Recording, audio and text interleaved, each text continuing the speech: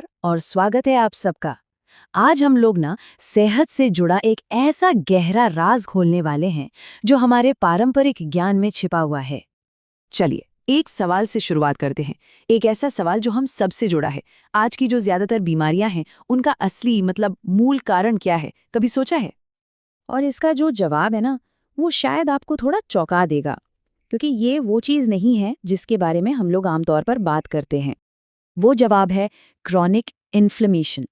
जी हाँ, ये शरीर के अंदर ना एक लगातार चलने वाली सूजन है। यही वो छिपा हुआ दुश्मन है जो चुपचाप धीरे धीरे न जाने कितनी बीमारियों की नींव तैयार कर देता है।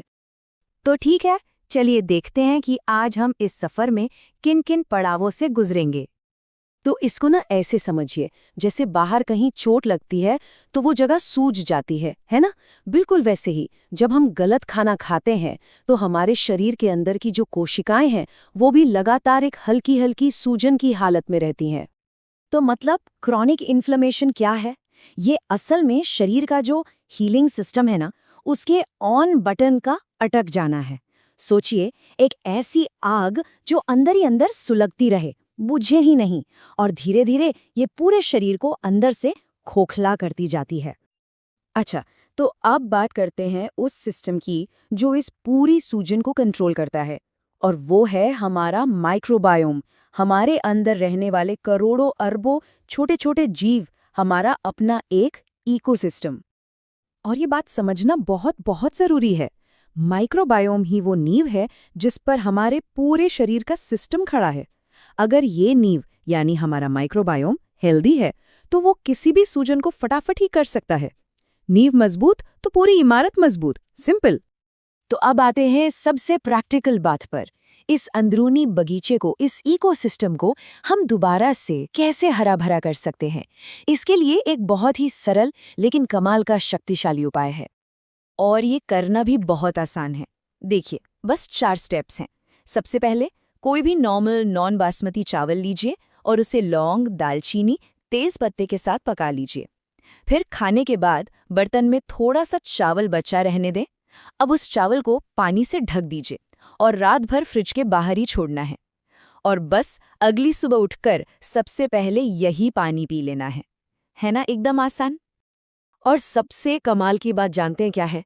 इसका असर दिखने में ज़्यादा वक्त नहीं लगता। सिर्फ 15 से 20 दिनों के अंदर आपको फर्क महसूस होने लगेगा। और अक्सर तो इसका पहला असर चेहरे पर ही दिखाई देता है।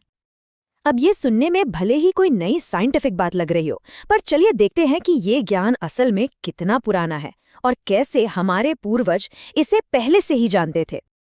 देखिए, हमारे जो पारंपरिक खाने हैं, अचार, चटनी और दूसरी फर्मेंटेड चीजें, हमारे बड़े बुजुर्ग इन्हें सिर्फ स्वाद के लिए नहीं खाते थे।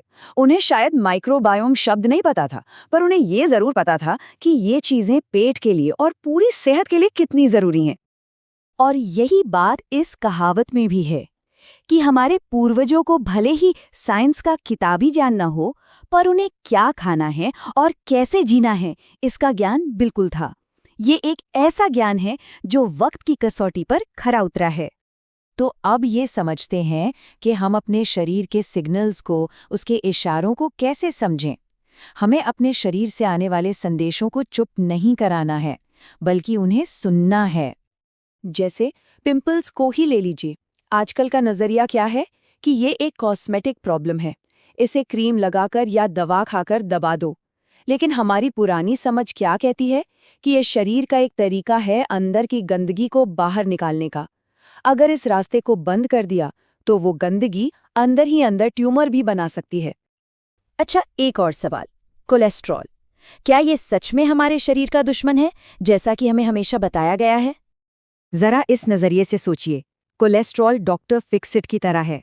जब हमारी खून की नसों में कोई लीकेज या खराबी होती है तो कोलेस्ट्रॉल वहां मरम्मत करने, उसे ठीक करने पहुंचता है। तो ये विलेन हुआ या हीरो? और जिसे हम गुड और बैड कोलेस्ट्रॉल कहते हैं, यानी HDL और LDL, वो असल में कोलेस्ट्रॉल है ही नहीं। वो तो बस गाड़ियां हैं, एक ट्रांसपोर्ट सिस्टम। LDL वो गाड़ी है जो डॉक्टर फिक्सिट यानी कोलेस्ट्रॉल को प्रॉब्लम वाली जगह पर लेकर आती है, और HDL वो गाड़ी है जो बचे हुए कोलेस्ट्रॉल को वहां से वापस ले जाती है। बस इतना ही है। तो अब आखिर में सिर्फ खाने पीने की बातों से थोड़ा ऊपर उठकर सेहत को एक बड़े नजरिए से देखते हैं। ये एक बहुत गहरी बात है। पृथ्वी हमारी माँ है और हम उसके संतान हैं। हम पृथ्वी पर ऐसे चलें कि माँ को चोट न लगे। ये हमें याद दिलाता है कि हमारी अपनी सेहत इस धरती की सेहत से अलग नहीं है। हम दोनों एक दूसरे से जुड़े हुए हैं।